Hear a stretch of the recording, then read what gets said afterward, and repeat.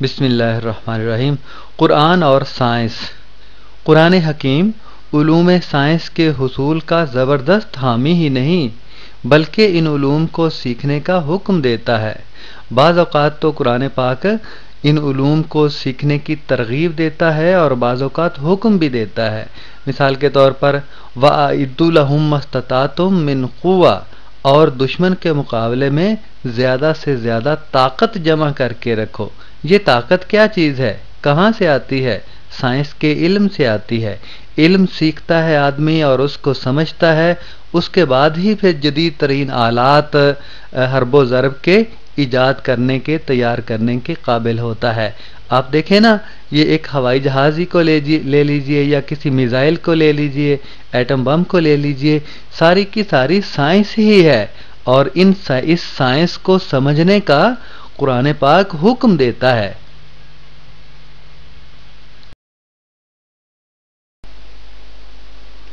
تو کہہ دے کہ کیا علم والے اور جاہل برابر ہو سکتے ہیں؟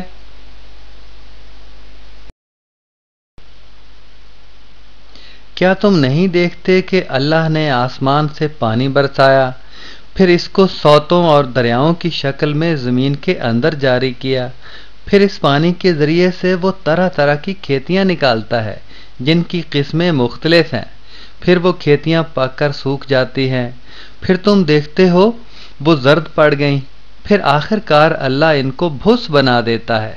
در حقیقت اس میں ایک سبق ہے عقل رکھنے والوں کے لیے۔ دیکھیں، جتنی باتوں کا قرآن پاک نے ذکر کیا سب کی سب سائنس سے تعلق رکھتی ہے، اور سائنس کی طرف اللہ تعالیٰ نے یہ جو آسمان میں اور زمین میں جو اس کی نشانیاں ہیں ان کو تلاش کرنے کا حکم دیا ہے۔ آدمی دیکھیں، پانی اللہ تعالیٰ برساتا ہے، پانی کہاں سے آتا ہے؟ یہ دریاؤں سے اور سمندروں سے بادل اٹھتے ہیں اور آسمان پر جاتے ہیں، پھر بادل جو ہے وہ برستے ہیں۔ یہ سارے کے سارا طریقہ کار سائنس سے تعلق رکھتا ہے۔ دریا بنتے ہیں، کھیتیاں پکتی ہیں، کیسے پکتی ہیں؟ ان کو روشنی کی ضرورت ہوتی ہے، پانی کی ضرورت ہوتی ہے، اور آکسیجن کی، اور زمین سے جو ہے نمکیات کی ضرورت ہوتی ہے۔ تمام کی تمام سائنس ہے، اور اللہ تعالیٰ سائنس کو سمجھنے اور اس سے جو انسان کی خدمت، جدید ترین آلات ایجاد کرنے، اس کا حکم دیتا ہے۔ سورہ البقرہ میں اللہ تعالیٰ فرماتا ہے، تمہارا خدا ایک ہی خدا ہے، اس رحمان اور رحیم کے سوا کوئی اور خدا نہیں ہے۔ جو لوگ عقل سے کام لیتے ہیں ان کے لیے آسمانوں اور زمین کی ساخت میں، رات اور دن کے پہم ایک دوسرے کے بعد آنے میں، ان کشتیوں میں جو انسان کے نفع کی چیزیں لیے ہوئے دریا اور سمندروں میں چلتی پھرتی ہیں، بارش کے اس پانی میں جسے اللہ اوپر سے برساتا ہے، پھر اس کے ذریعے سے زمین کو زندگی بخشتا ہے، اور اپنے اسی انتظام کی بدولت زمین میں ہر قسم کی جاندار مخلوق کو پھیلاتا ہے۔ ہواؤں کی گردش میں اور ان بادلوں میں جو آسمان اور زمین کے درمیان تابع فرمان بنا کر رکھے گئے ہیں، بے شمار نشانیاں ہیں، اور اللہ تعالیٰ ان نشانیوں کو تلاش کرنے، ان کے اندر جو اسباق ہیں ان کو حاصل کرنے اور اس سے انسان کی خدمت کرنے، ان سب کا اللہ تعالیٰ حکم دیتا ہے۔ قرآن پاک کی تو بہت سی آیات ایسی ہیں جو علوم سائنس سے متعلق ہیں، علوم سائنس سیکھنے کی ترغیب دیتی ہیں۔ ان کا اگر احاطہ کیا جائے تو بہت سا وقت درکار ہے، پھر کسی موقع پر انشاءاللہ اس موضوع کو نبھانے کی کوشش کریں گے۔ اب چند متفرق معلومات ہیں آپ کی خدمت میں۔ یہ پہلی ہے ہبل خلائی دوربین۔ یہ سب سے بڑی خلائی دوربین ہے جو سائنسدان استعمال میں لاتے ہیں۔ یہ 590 کلومیٹر فاصلے پر زمین کے گرد گردش کرنے والی خلائی دوربین ہے۔ زمین کے گرد گردش کیسے کرتی ہے؟ یہ سیارے، مصنوعی سیارے میں نصب ہوتی ہے جو دور دراز کے اجرام فلکی کی تصاویر لے کر زمین پر بھیجتی ہے۔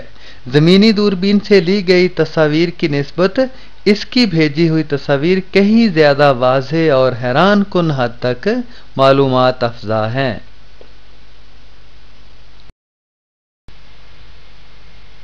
ہبل دوربین سے لی گئی 37 ملین نوری سالوں کے فاصلے پر واقع ایک کہکشاں کی تصویر 1 ملین 10 لاکھ کا ہوتا ہے، اور نوری سال وہ فاصلہ ہے جو روشنی ایک سال میں طے کرتی ہے۔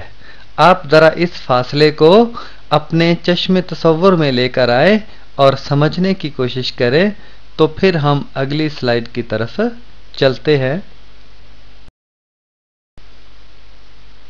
یہ باب نیوٹن کی تصویر ہے، اور اس نے کیا کہا تھا؟ میں پڑھتا ہوں، آپ سمجھیے۔ 20ویں صدی میں البرٹ آئنسٹائن نے بتایا کہ طبیعت کے بنیادی ستون یعنی مادہ اور توانائی در حقیقت ایک دوسرے ہی کی شکل ہے۔ اس کے نظریہ اضافیت نے انسان کا کائنات کے متعلق تصور بدل کر رکھ دیا، اور یہ مساوات نیچے E=mc² ہے۔ اوپر جو لکھا ہے کہ مادہ اور توانائی در حقیقت ایک دوسرے ہی کی شکل ہے، اس کا کیا مطلب ہے؟ اس کا مطلب یہ ہے کہ مادہ توانائی میں بدل جاتا ہے اور توانائی مادے میں قابل تبدیل ہے۔ توانائی مادے میں بدل سکتی ہے۔ اور نظریہ اضافت کیا ہے کہ ایک چیز کی رفتار دوسرے کے لحاظ سے کس طرح سے ناپی جاتی ہے، یہ بھی آئنسٹائن نے بتایا تھا۔ اگلے ابواب میں جو نیوکلیائی طبیعت کا باب ہے اس میں ہم ذرا تفصیل پڑھیں گے، پھر FSC میں جو ایک باب ہے اس میں بھی اس کی تفصیل پڑھیں گے۔ E=mc²، m مقدار مادہ ہے، ماس ہے، کمیت ہے، E توانائی ہے، اور c روشنی کی رفتار ہے، اور یہ بتاتی ہے کہ یہ ایک دوسرے میں یعنی m E میں بدل سکتا ہے اور E m میں قابل تبدیلی ہے۔